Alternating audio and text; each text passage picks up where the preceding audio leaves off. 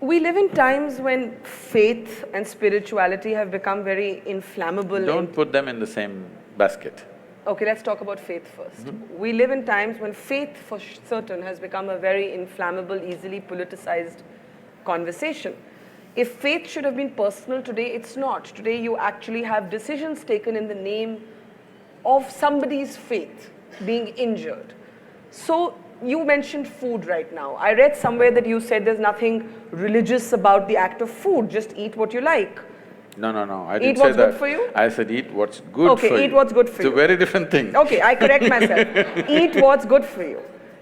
But today we have a highly politicized conversation around banning beef in the name of faith. It's definitely not good for you to eat it. Beef or any meat? I'll come to that. Finish. Okay, so I'm offering that as one example of how I see a politicized conversation taking place around faith. How do you reconcile the faith of a large number of people with questions of individual liberty? I know I have read that you like books written by Salman Rushdie. We were the first country to ban him, again in the name of faith.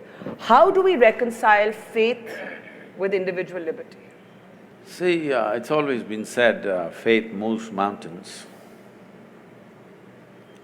Yes, but it freezes your mind. But the greatest crime you can do on this planet is to move a mountain. You should not move a mountain, it should be where it is. It is not just dropped from somewhere, it's grown because of various forces functioning in a particular way. Phenomenal activity has happened to build a mountain. You should never move a mountain. But people with frozen minds always want to move a mountain. Okay, having said that, when we say faith, it's an import for this culture. We have never had faith in this culture. You must look back little beyond 1,000 years since we've been under occupation. Here we have been told always, your life is your karma. Karma means action. Whose action? Your action. So what we are saying is, your life is entirely your making. There is no someone sitting up there and managing this for you. This is entirely yours. But for every action that you perform, whether physical, mental, emotional, energy-wise, whatever kind of action you perform, there is bound to be a consequence. If you're ready for the consequence, do whatever. If you're going to cry about the consequence, control the action right now. Based on this, now you came to food. See, the food consumption has been looked at very carefully in this country. If you just bring this back, the world will be healthy, do you understand? Here we have identified different type of people, what they should eat. If you're doing menial jobs, how you should eat. If you're doing trading, how you should eat. If you're into spiritual process, how you should eat. If you're into education, how you should eat. Why this is each person needs a different type of building of the body. You want to run 100 meters next to Mr. Bolt, what kind of food you should eat? You just want to work in Delhi, what kind of food you should eat? You want to think in a certain way, what kind of food you should eat? For all these, we have very clear prescriptions. Now, when it comes to food, what it means is, we are taking another life, whatever that is, it may be plant life, animal life, whatever. You're taking another life, ingesting it, and you have to make it your life. That's a whole thing. What is your life, what is that life, if you look at it? All life on this planet is coming from the earth. This body is also the same soil, this is also same soil. If there is a earthworm, that is also same soil. But see how it has become, how this has become, how that has become. If I give you… you like a mango or a banana? Mango. Mango. I know, you're ruling the state right now. Now, if you eat a mango, this mango becomes a woman in you. If I eat a mango, the same mango becomes a man in me.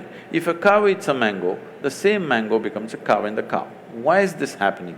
There is a certain information or software in you, whatever you eat, it transforms it into a woman. If I eat, it transforms it into a man. If a cow eats, that becomes a cow. So, every life is happening the way it is happening because of a certain dimension of information, or in modern terminology, let's call it software. There is a certain software, which is an arrangement of information. Now, the idea is to eat as simple a software as possible. If you eat that kind of life, which is a very simple software, your ability to override that software and make it entirely a part of you is very good. As that software gets complex, more and more complex, your ability to integrate it goes down. So especially if it's a creature which has some sense of thought and emotion, if it has emotion, then you should not eat it. This is the understanding. An animal which has any emotion displays certain emotions, especially if it displays emotion which is near to human emotion, you should not eat it because it will not integrate itself, that animal nature will start manifesting itself. Or in other words, in India, today maybe in cities people do not know, you see in the villages, people have very intimate relationship with the cow. They have drunk the milk of that cow, their children are drinking the milk of that cow. There is a very deep relationship. If you do not know this, cow is one creature. If something happens to you and you are in some kind of grief or misery, you don't have to be near the cow. Wherever the cow is in your house, it'll start shedding tears for you. You know, I've seen this with my eyes, I couldn't believe. When somebody is dead in the house, what does the cow know? It is somewhere. Simply tears flowing.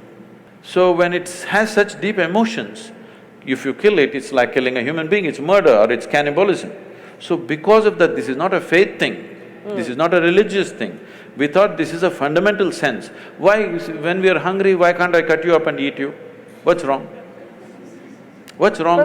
But what you're saying should be about many more animals than just the cow. Yes, of course. And when it becomes about only the cow, then there is certainly a perception that it is a political decision or a religious decision. No, I'm not talking about whatever the laws. This is not about people getting up and saying it's cruel to be a meat eater. That would be a different argument. I'm not even talking about cruelty. Even cutting a plant is cruel, in my experience. But you have to do it. But if you're conscious of it, you will do it to the minimum possible extent, not do it wantonly. That's the whole thing. Now about this political ban about cow slaughter or whatever, this has many things. One thing is there is a sensitivity. Once you drink milk from the cow, she's like your mother. Killing your mother and eating her up is something people cannot digest in this country. Still 80% of the people belong to that category and they're hugely… there's a huge emotion, such an emotion which because they've always been made to be docile in a certain way, they have not violently reacted to it. But in some places, it has happened in villages and other places. There is already a beef ban in many villages just by a norm, not by any law, that you don't bring these kind of things into the village. I am not saying you must ban it or not ban it, I am saying the sensitivities of your population, without considering, you can't go do this blatantly. Because it is growing, it's becoming a growing business. India is becoming a major exporter of beef. That's not right. Even if somebody ate something, it is up to them, it's their personal taste, whatever.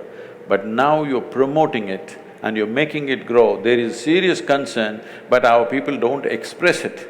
Our people don't go out on the street and not going to kill anybody because they killed a cow. So, ban is not what is needed, more education was needed rather than banning. But you haven't spoken to what happens when faith repeatedly seems to come into conflict with individual liberty.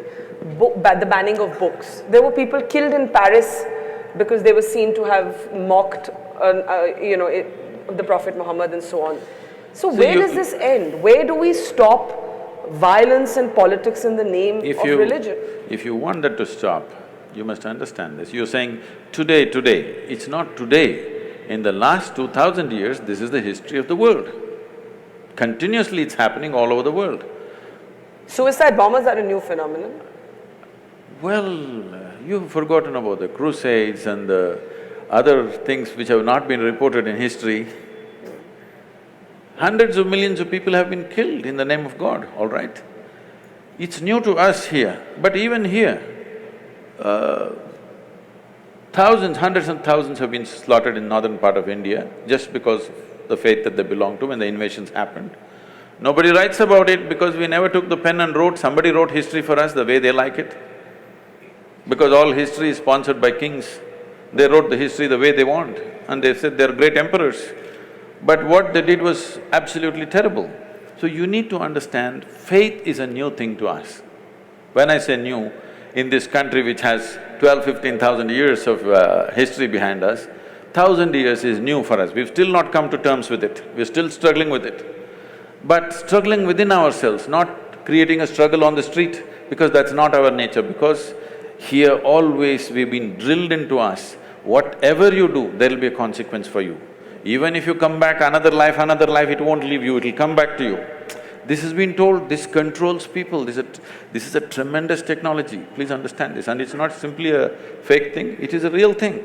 Everything that you think, feel, act, there is a consequence. Not because there is somebody thinking he must give you a reward or a punishment.